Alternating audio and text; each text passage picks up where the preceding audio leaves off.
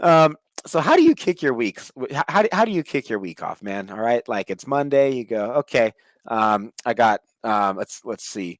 Um, I didn't do exactly what I had committed to. Um, Adhering to food wise, maybe I fell off the wagon or something. I mean, how do you come into a new week and look at everything that you have to deal with and go, okay, this is how we're starting things off.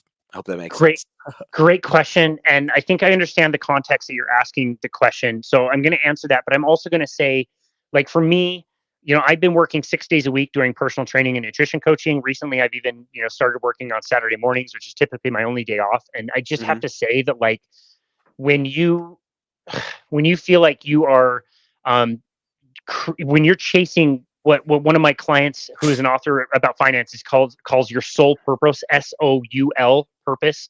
When you find your I soul like that. purpose, it really, it just changes the way you think about things. Like, I understand the mentality of like, it's Monday, I got to go back to work, whatever. Like, I'm doing this 7 days a week, and I bounce right out of bed at 5 in the morning because I really truly think that I believe that I found what I love to do. I found something that I have no intention of retiring from ever, and sharing that with people just brings me so much joy. So again, like, my answer would be like, I don't feel like I have to do that much, whether it's, we're recording this on a Friday. As soon as we're done with this recording, my weekend technically starts, but there's such a fine margin between, when my week ends and when my week starts. And all of it is very enjoyable to me. That said, that's not everybody's experience, and that's not why you asked the question. So yeah, weekends can be tough, and it's nice. We work very hard, and so to have the little time that most of us have to take that time off and to kind of relax is great. Um, how to reset?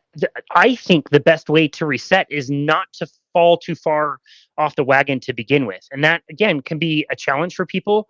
But I think you understand, as somebody, for example, who's a sugar addict. Like, is it better for you to Hi, my have name's a Colt Milton. I'm a sugar addict. Nice to meet you. hi, Colt? Like, is it easier for you to say, like, on the weekends I'm just going to dabble? You know what I mean? Like, we all talk about, like, if you're an alcoholic, is it cool to just have like a few beers on the weekend and then you're going to get right back to it on Monday? You're not getting back to it on Monday. You're going to start a bender that you may never ever recover from. And so Exactly. I think it's knowing yourself and knowing what that relaxation is, and also knowing what is a true reward. Like, people talk about, like, well, I still want to have cake on my birthday. Like, when you keep doing this long enough, that no cake is worth feeling like crap on your birthday. Like, why would you want to feel like crap on your birthday or the Yeah. next day or the next day? You know what I mean? Like, and so finding different ways to reward yourself can be really helpful. But yeah, I guess the root of the question, I would just say that, we all should be striving to find how we can create value for other people and how we can show up in this world, really offer ourselves. I know how religious you are and how big of a part of life that is for you. And I think a lot of the message of the Bible is around that, like letting our light shine and getting out there and sharing our examples and our message, Absolutely.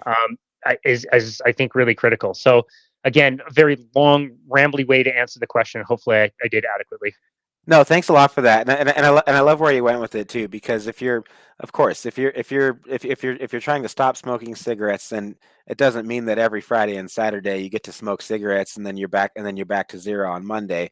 And I think that we need to acknowledge that sugar is very, very addictive for a lot of people, for most people. Of all the clients that I train, after just talking with Keto Mary, she specializes in sugar addiction, and with working with people, helping them overcome eating disorders, people that can't stop chronically over consuming carbohydrates. And one of the biggest things that I learned from her was that you can make treats, you can make special occasions, you can make weekends very, very fun and very, very exciting within your own um, within your own fitness goals and within what's important to you in terms of what you eat and what you don't eat. And so for Taylor and I, for Valentine's Day, we're actually booked on to your point earlier. That's too funny. Yeah, Wednesday nights are Bible study night for us, and so we did Valentine's dinner the next night. But I'm on the lion diet. This is day number 3 for me on the lion diet right now, and so on Valentine's Day. It's like, what can you eat on Valentine's Day on the Lion diet? I don't know. How about a big, juicy, amazing, delicious ribeye? Like, that's a heck of a lot better than chocolate, in my opinion, personally. I think it tastes absolutely incredible. I mean, like, every single bite of that thing was like candy. I ate that ribeye so slow, especially the way that my wife cooks it. She sears it for 20 or 30 seconds on each side. It's covered in salt, especially like the real fatty, marbly parts of Yeah. it. Like, you want to make sure that, and you want to use your coarse salts for that. The fine salts, yeah, okay, like that's what you use to that's what you use to dry brine it for the first like 24 hours or whatever. But right before you eat it, oh man, that's when you put the finishing salts on it, and then make sure that you sear those fat pieces just just a little bit longer. And then butter, can't do butter on the Lion diet. That's okay. As soon as you make the switch from butter to tallow, man, your entire life changes. Tallow tastes literally as good as butter, like overnight. And there's a lot of health benefits. Like for me, I've noticed lower inflammation, a little bit lower body weight, actually a little bit less water retention. I was holding at 208, 209 for like a couple days in a row, and then just like dropped to 204, 205 now is what I'm weighing every day, just because I cut butter out, even though I'm technically eating more calories, right? Which disproves the calories in, calories out bottle again. but it was and my wife had steak and butter and a glass of wine. I mean, that was our Valentine's Day night, and we watched a couple of episodes of the Chosen together. And I mean, we made the day about each other, not about junk food. You know. Dude, I love that. Okay, I've got two things on that note. My local butcher, it's a chain grocery store, but their meat section's awesome. And they've done this in the past. So I went and asked for it, and the butcher's like, "No, we didn't make any, but come back later. I'll make one special for you." They took a ribeye, cut it in half, not cut it in half, but took two ribeyes and paired them together and kind of Oh yeah, I love it. So perfect heart shape on a heart platter, and that's what we had for our dinner as well. So ribeye steak, yeah, exactly. Well, Perfect. Well, I just tried to do that again because we're on video right now, and when you did that, they're totally just like StreamYard threw out a bunch of hearts, and so I was trying to see if never I could seen get that my before. camera I was like, what is going on? That's awesome. I love that you mentioned the salt. A lot of people don't know that about salt. Not every salt is created different. There are finishing salts, and they're typically larger crystals. Like kosher salt can count, or Malden salt is one of my favorites. I know you love the kind of Celtic salts, so that's brought that in. I'm very curious about what you said about tallow versus butter. In fact, I was just looking in my cupboard.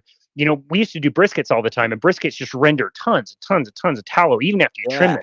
And I feel bad throwing it out. So I'd always save it and like purify it and make sure it was good stuff. But it's just sitting there, and I never use it. I don't eat it. I'm thinking about maybe turning it into skincare product of some kind, but I'm going to have to dig that out and try to eat that with my ribeye tonight.